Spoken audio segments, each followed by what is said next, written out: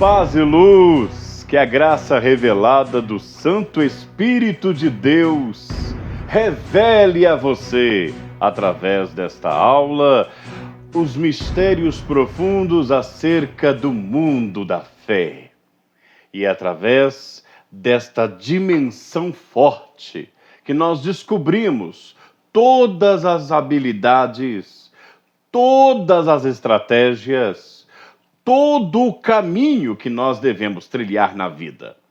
É importante compreender a visão de Deus. A visão do homem é limitada. Já a visão de Deus é de uma força transcendental, transcende todos os limites, transcende todas as expectativas, ultrapassa. E é importante aprofundarmos neste conhecimento. Quando uma pessoa procura conhecer melhor a outra, é sinal de que está interessado nela. É sinal de que quer ter um relacionamento mais profundo com ela. Agora, se você não quer saber de nada da pessoa com quem você está se relacionando, isso significa que não há um interesse, não há uma conexão, não há uma vontade de aprender mais para agradar a pessoa e saber como fazer com que ela te agrade. Um relacionamento é assim, espiritualmente, é ainda mais profundo. Se uma pessoa ela fala que crê em Deus, esse crer em Deus não é suficiente. É necessário crer, ter um relacionamento, uma vida com Deus. E é por isso que não é por acaso que estamos tendo uma pausa dos estudos do livro, enquanto estamos aguardando o livro Mentes Negativas Anulam a Fé, para estudarmos a profundidade desta mudança de mente, esta metanoia, esta força que vai invadir o nosso ser para que possamos conquistar. Agora a gente vai entrar numa visão onde o Espírito de Deus está nos convocando, como convocou o povo de Israel, como através de Jesus convocou todos aqueles para a graça, como pelo Espírito Santo foram convocados todos aqueles que um dia se entregaram a Deus e deixaram com que Deus fizesse com eles uma força, uma ligação, uma conexão diferente de qualquer outra pessoa no mundo. Se prepare, porque nós vamos aprofundar um pouco mais hoje acerca da aliança com Deus. Mas antes, vamos orar? Nosso Deus e Pai Todo-Poderoso, em nome de Jesus eu te agradeço. Agradeço por quem tem fome e sede da tua palavra, a palavra do reino. Agradeço por esta pessoa que tem ânsia de aprender e conhecer e evoluir e amadurecer espiritualmente.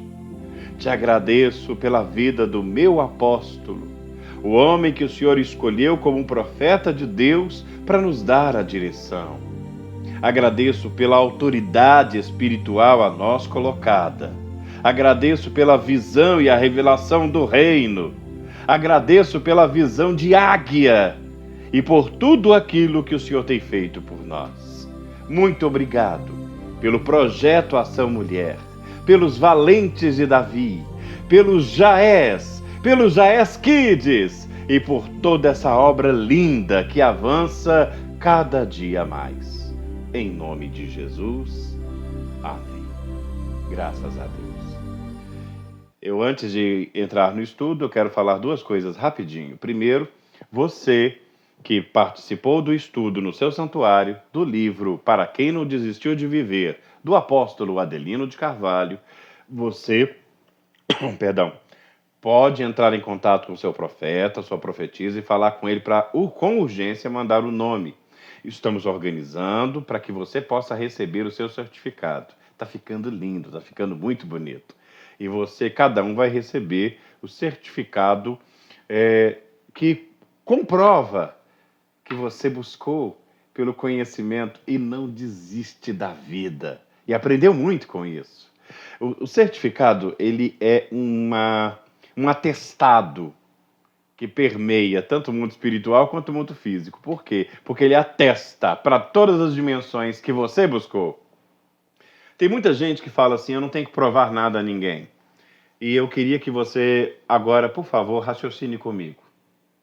Para você abrir uma conta no banco, você tem que provar que pode manejar essa conta. Primeiro tem que provar que é você.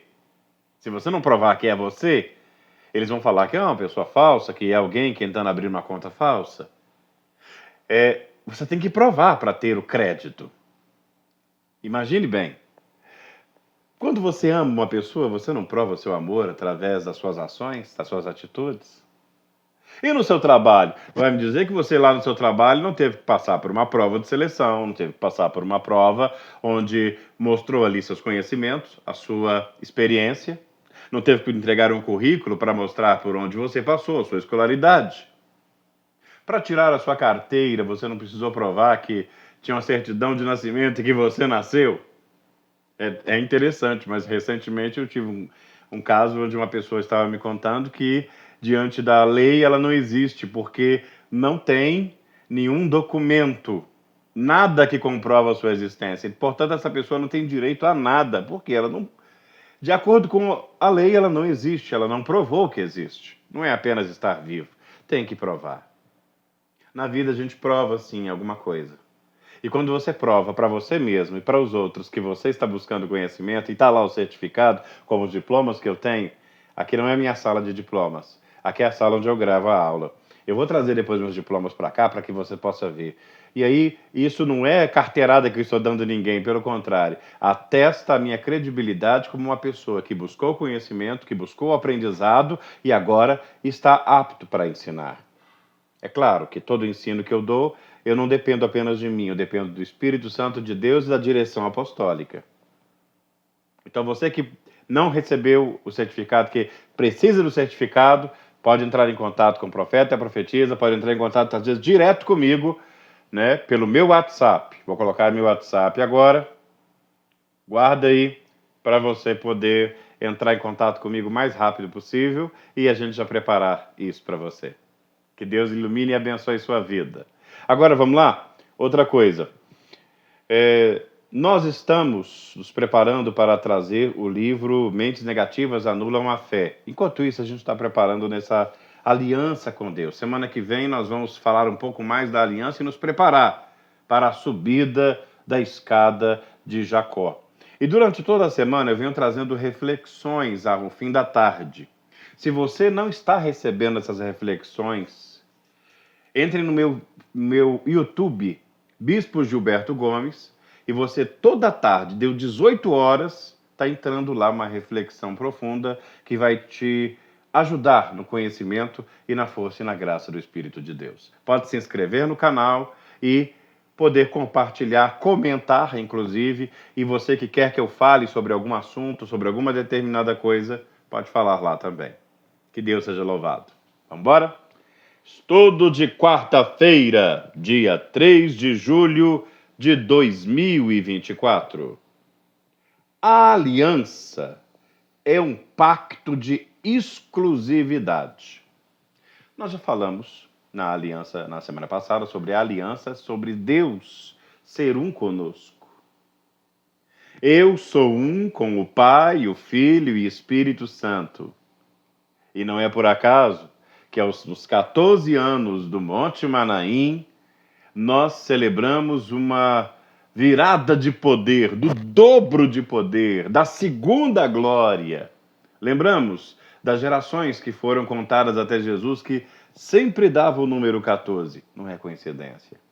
Falamos dos números 7 e da força, e por que a aliança foi feita, e como foi esse procedimento. Você pode, inclusive, acessar a minha página do YouTube para ter acesso a essa aula que eu dei na semana passada. Mas o interessante é você entender que há mais sobre a aliança do que você imagina. Aqui, nós já começamos pegando numa profundidade muito grande. A exclusividade. Deus te separa dos demais. Quem tem uma aliança é separado dos demais. Uma pessoa falou uma vez comigo assim: mas Deus não faz acepção de pessoas. Realmente. Ele não faz uma acepção de pessoas, mas ele coloca cada uma no seu lugar, de acordo com as suas obras. Não coloquei aqui, mas é interessante lembrar da parábola dos talentos, que é uma parábola real, é um fato real, que trata sobre a história de pessoas que acreditam que podem produzir, outras acreditam que podem produzir mais, e tem aquele que acha que não pode produzir nada e que faz por obrigação com medo de quem está à frente dele. Que é o que estava com medo, que escondeu o talento dele na terra, não prosperou e, portanto, foi-lhe tomado e dado àquele que tinha mais. Porque ao que tem lhe será dado, mas ao que não tem, até o que tem lhe será tirado. Isso é muito sério, isso é muito grave. Para entender isso, vamos lá. Para entender isso, é preciso lembrar da definição inicial sobre o que é uma aliança. Vamos fazer uma rememoração? A aliança é o ato ou efeito de aliar-se. É um pacto, um ajuste, um acordo. É a união harmoniosa de coisas diferentes entre si. Gramaticalmente falando, é um substantivo feminino com origem no francês alliance. A aliança é a união entre duas ou mais entidades em prol de um objetivo comum.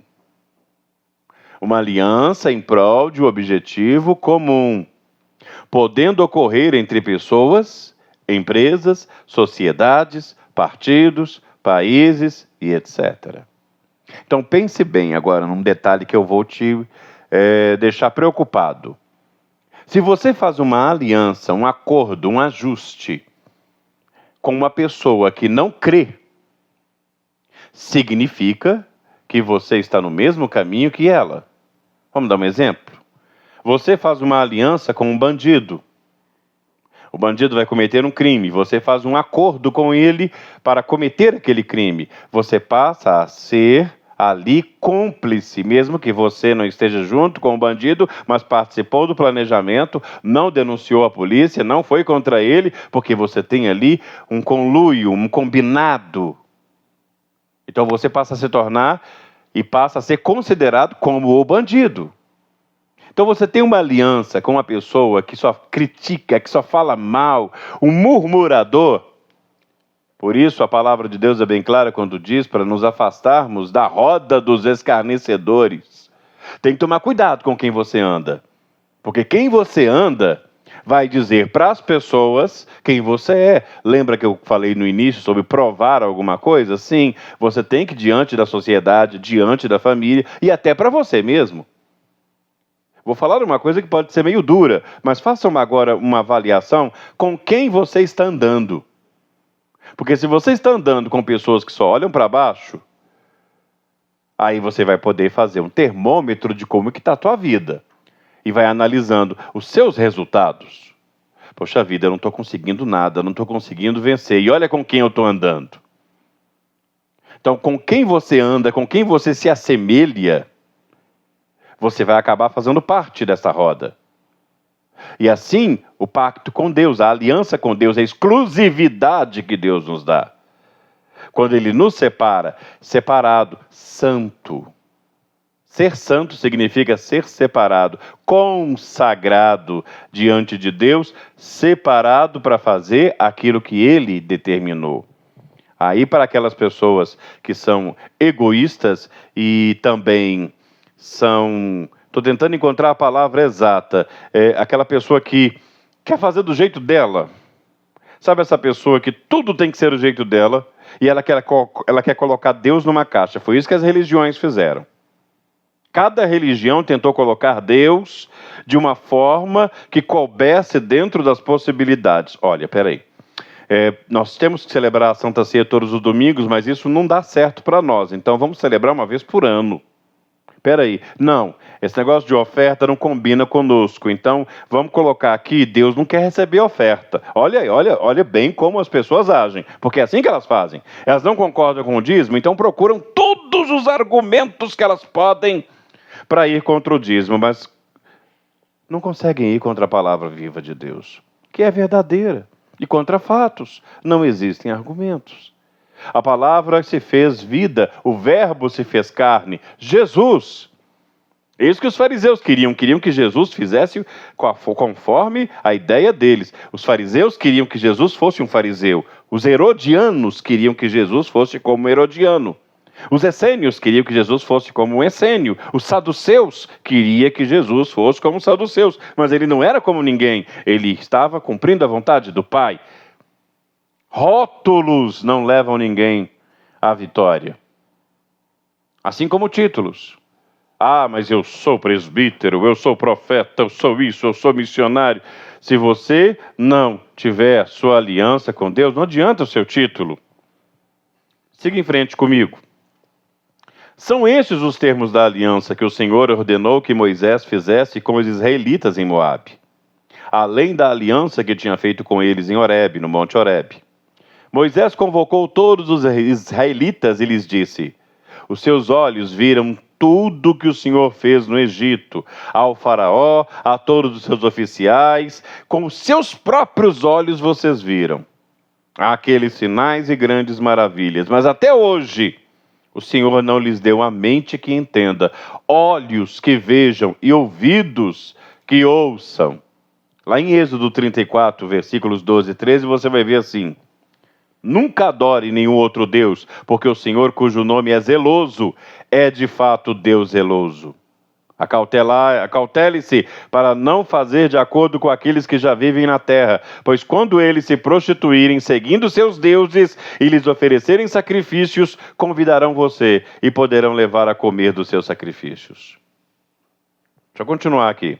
É interessante que nessa palavra, Moisés relembra o que Deus fez com o seu povo no Egito.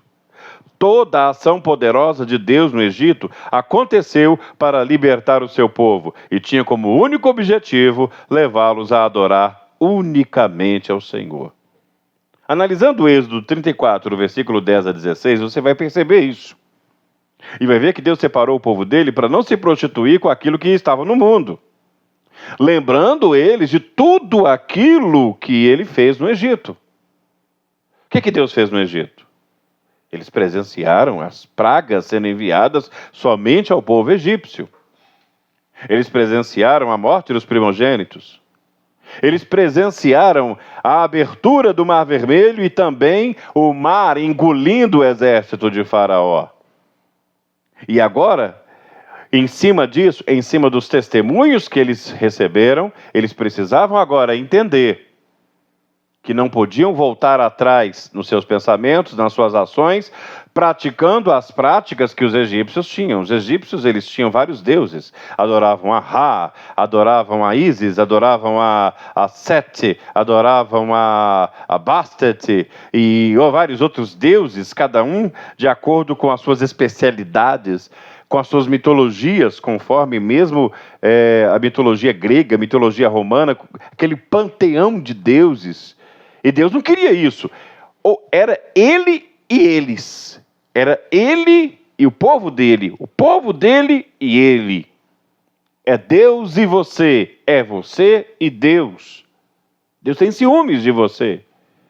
Imagine você num relacionamento e a pessoa com quem você está se relacionando, ela, não, olha, eu não quero compromisso com você não, porque eu tenho várias pessoas com quem eu tenho outros relacionamentos. Você vai ficar satisfeito com isso? É claro que não vai. Você quer a exclusividade de um relacionamento que vai lhe proporcionar uma vida onde vocês vão poder trilhar os caminhos juntos. Agora, se outra pessoa entrar, já vira bagunça. O ser humano, ele foi feito para viver em unidade. Unidade, não é vários, é unidade. E aí, por isso que a igreja é uma unidade, a igreja é o corpo de Cristo. E quando você compreende essa visão do corpo santo de Cristo, você entende que nós não fazemos na igreja o que nós queremos. Nós fazemos na igreja o que a palavra de Deus viva, direciona debaixo da visão do profeta. Porque o milagre está na boca do profeta. Não vá falar outra coisa. Ah, mas eu não concordo com o senhor. Problema, não concorde. A questão é que está na palavra de Deus. Você já observou na palavra viva de Deus que todas as vezes que o povo de Deus ficava sem um profeta verdadeiro, não seguia o profeta do Senhor, o povo ia mal? Você pega em Juízes, vê que o povo de Israel se afastou de Deus e os midianitas tomaram conta. Foi um profeta que começou a pregar e falar assim: gente, volte para Deus. Voltem para Deus para que a situação de vocês possa mudar. É muito sério isso. Depois você vai voltando, vai ver que sempre entre os juízes tinha essa coisa de se levantar um profeta, se levantar um homem de Deus. Depois você vê o profeta Samuel se levantando. E foi ele que ungiu Davi. Todas as vezes que o povo de Deus precisava de uma direção, levantava um profeta. E o profeta hoje, ele é levantado e diz: faça uma aliança com Deus. Vamos seguir em frente. O Êxodo 34, 10, 16, é importante você fazer a leitura dele. A aliança feita com Abraão, Deus prometeu não dar uma bênção a Abraão, mas torná-lo uma bênção. A palavra bênção pode ser empregada no sentido de aprovação, consentimento, como também para se referir a um presente recebido, um favor, uma dádiva.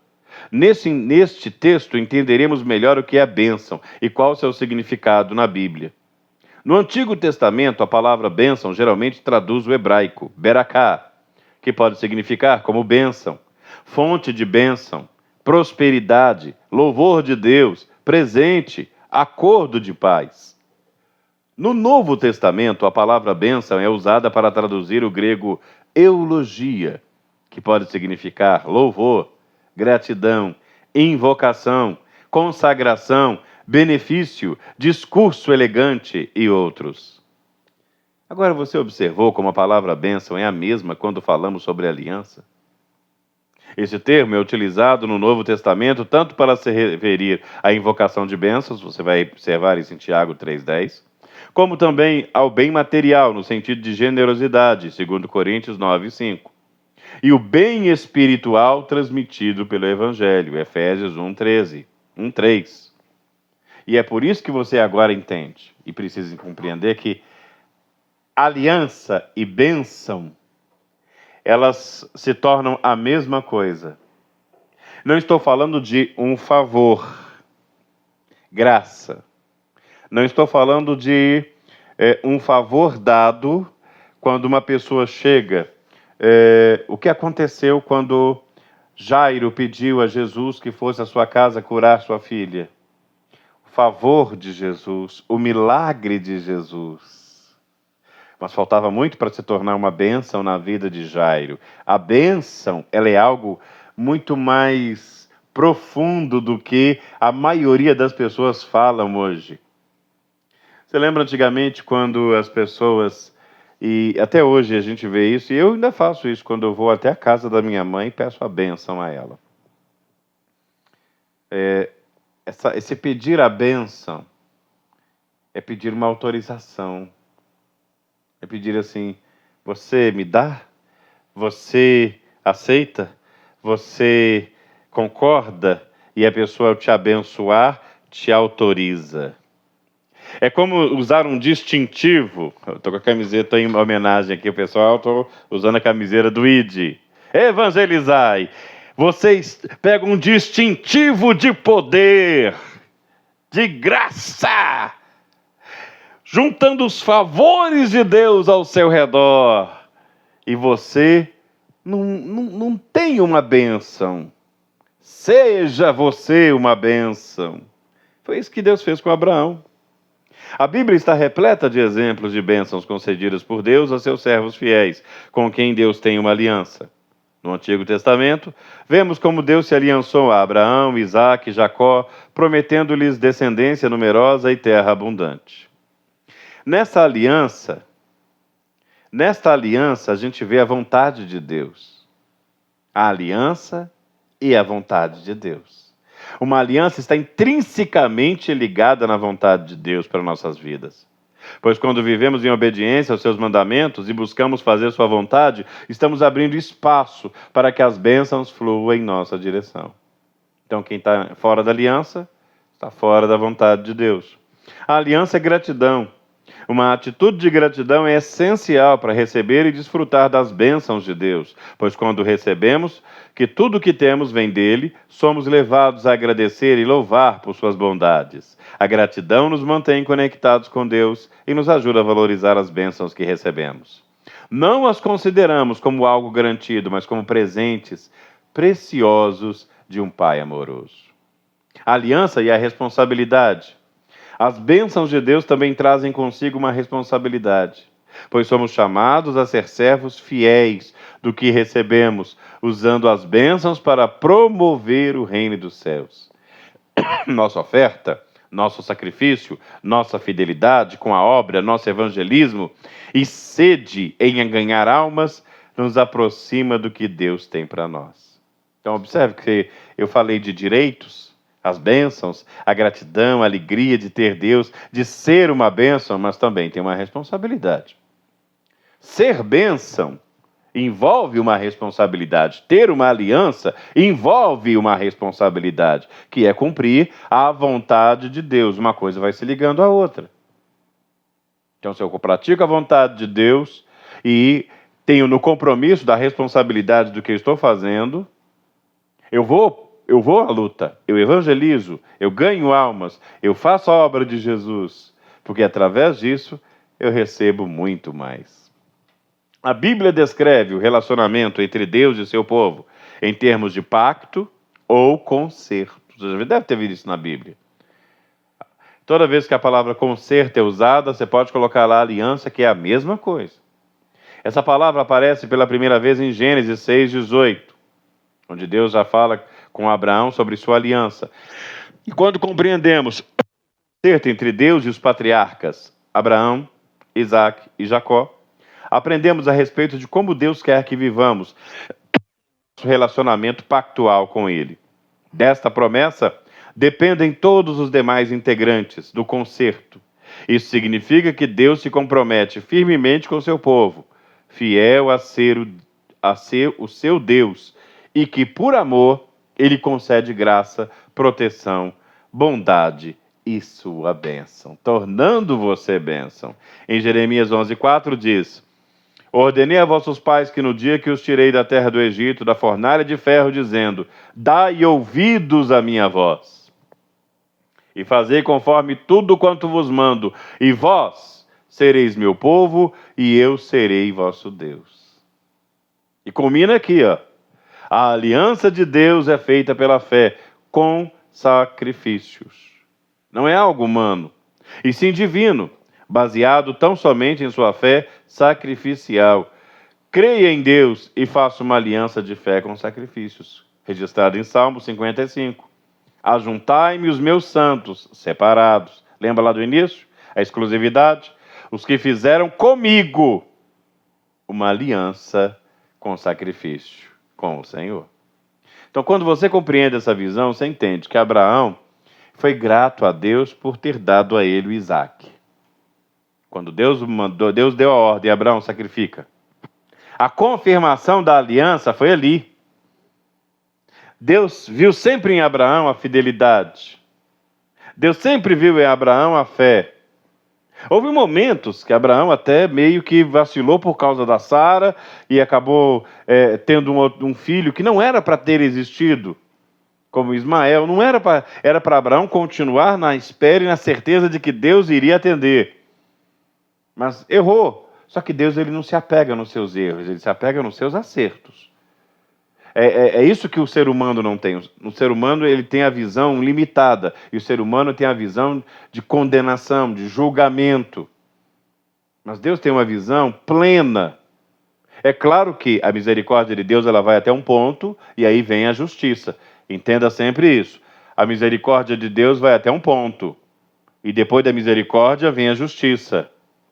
A misericórdia de Deus vai até um ponto, depois vem a justiça. Por quê? Deus te perdoa e te recebe como você está.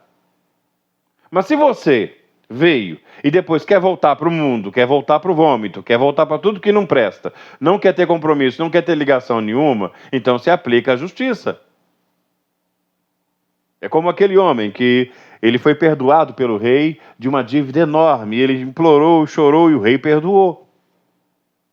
Ele tinha que ter aprendido com isso. Que quando ele saiu da presença do rei, ele encontrou com um servo que estava devendo ele. E falou assim: você está me devendo. Eu vou te prender porque você está me devendo. E mandou prender o pobre do servo. Quando o rei ficou sabendo disso, peraí, mas eu perdoei ele? Por que ele não perdoa os outros? Por que eu agi de misericórdia com ele e agora ele não está tendo misericórdia com os outros? Não, chama ele aqui.